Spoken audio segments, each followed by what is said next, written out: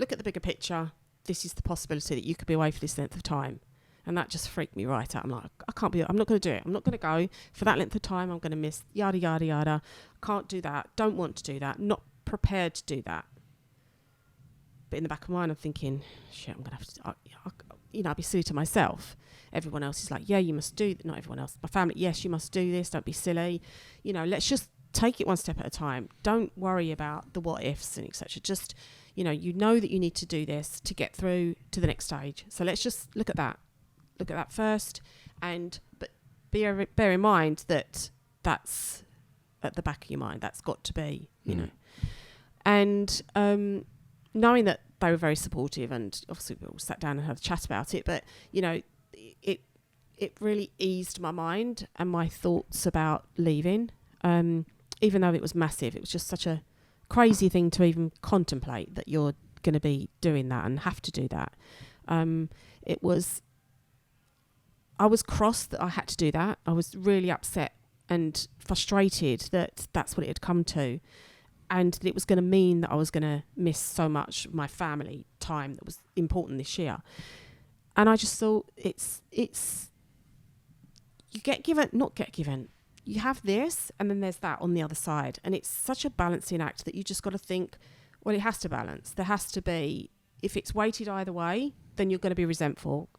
You need to be okay with the fact that these are my choices and I'm making them for a reason, and I have to stick by that. So yeah, it was the hardest decision to make, to leave, but also the only decision. There wasn't a decision to make, if that makes any sense.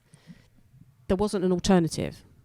So because of that, there wasn't a decision to make. Does that make sense? What were some of the things that were stopping you from making that decision? You said you said guilty. Yeah. You said you didn't. There's family events, but what were, when you dig into what were the things that were stopping you just saying yes to it? Well,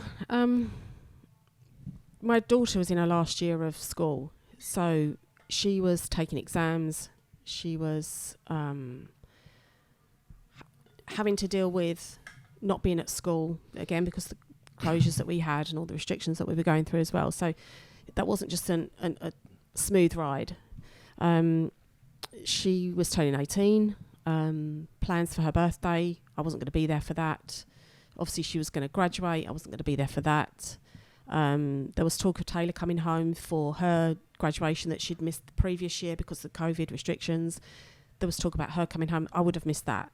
Obviously Mike being at home by himself, Kenzie in and out, it was different things that were happening in his life as well. It was like, I'm just not going to be that support system that I've always been. I'm always something for everybody. You divide yourself up into all these pieces and then suddenly I'm away from that equation, and they're like, well, who's going to fill the gaps for them? Who's going to, even if they're like, oh no, we're fine, we're good. There's always those days where, you just want to cuddle and you just want to sit with your family and just be there for them, even when you're not doing anything, and you don't have to be preparing the dinners and making sure that the laundry's done, all those things. Suddenly that's not being done. And I knew that wasn't going to be done. And it's really difficult to come away from that, to be so selfish, to say, well, I'm doing something for myself now.